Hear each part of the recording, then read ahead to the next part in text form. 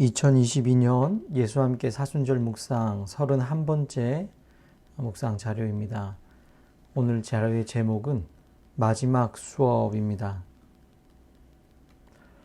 성경 말씀은 마태복음 26장 36절에서 46절 말씀입니다.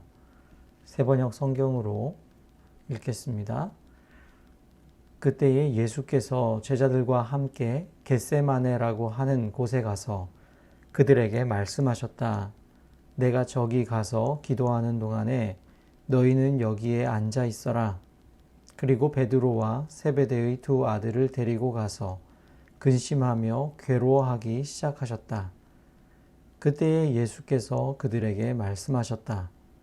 내 마음이 괴로워 죽을 지경이다. 너희는 여기에 머무르며 나와 함께 깨어 있어라.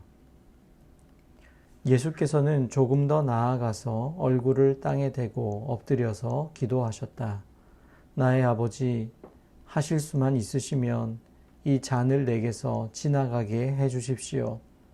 그러나 내 뜻대로 하지 마시고 아버지의 뜻대로 해 주십시오. 그리고 제자들에게 와서 보시니 그들은 자고 있었다. 그래서 베드로에게 말씀하셨다. 이렇게 너희는 1시간도 나와 함께 깨어 있을 수 없느냐? 시험에 빠지지 않도록 깨어서 기도하여라. 마음은 원하지만 육신이 약하구나. 예수께서 다시 2번째로 가서 기도하셨다. 나의 아버지, 내가 마시지 않고서는 이 잔이 내게서 지나갈 수 없는 것이면 아버지의 뜻대로 해 주십시오. 예수께서 다시 와서 보시니 그들은 자고 있었다. 그들은 너무 졸려서 눈을 뜰 수 없었던 것이다. 예수께서는 그들을 그대로 두고 다시 가서 또 다시 같은 말씀으로 3번째로 기도하셨다. 그리고 제자들에게 와서 그들에게 말씀하셨다. 이제 남은 시간은 자고 쉬어라. 보아라. 때가 이르렀다. 인자가 죄인들의 손에 넘어간다. 일어나서 가자. 보아라. 나를 넘겨줄 자가 가까이 왔다. 죽음을 앞둔 예수께서 괴로워하시는 모습을 가장 잘 보여주는 장면은 겟세마네 동산의 기도일 것입니다. 이곳에서 예수님은 갈등하시며 괴로워하시는 지극히 인간적인 모습을 보여주십니다. 하지만 유감스럽게도 이 장면에서 성경의 우리말 번역은 단순히 인간적인 예수님의 모습뿐 아니라 영적인 의미와 교훈의 모습도 있다는 사실을 잘 보여주지 못하고 있습니다.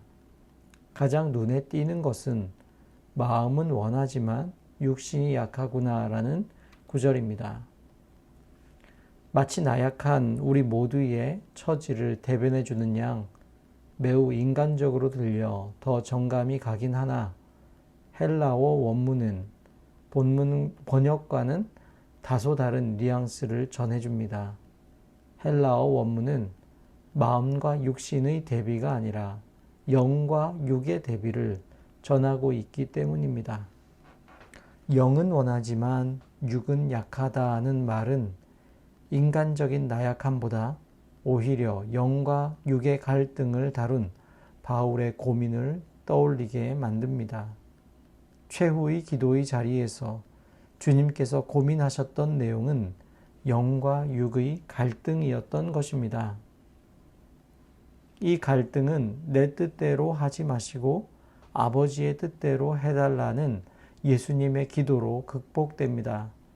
여기서 우리가 기억해야 할 것은 주님은 결코 내 뜻은 이제 아버지의 뜻과 같습니다 라고 말씀하시지 않았다는 사실입니다. 여전히 주님의 뜻은 아버지의 뜻과 다릅니다. 그러나 그럼에도 불구하고 주님은 이해할 수 없고 받아들일 수 없는 아버지의 뜻을 따르겠다고 고백합니다. 역시 우리말 번역에서는 유감스럽게도 드러나지 않았지만 아버지의 뜻대로 해 주십시오라는 문장의 헬라어 원문은 놀랍게도 주기도문의 아버지의 뜻이 이루어지게 하소서와 토시 하나 틀리지 않고 똑같습니다. 예수님은 당신께서 가르쳐 주신 기도 그대로 하나님께 기도를 올리고 계셨던 것입니다.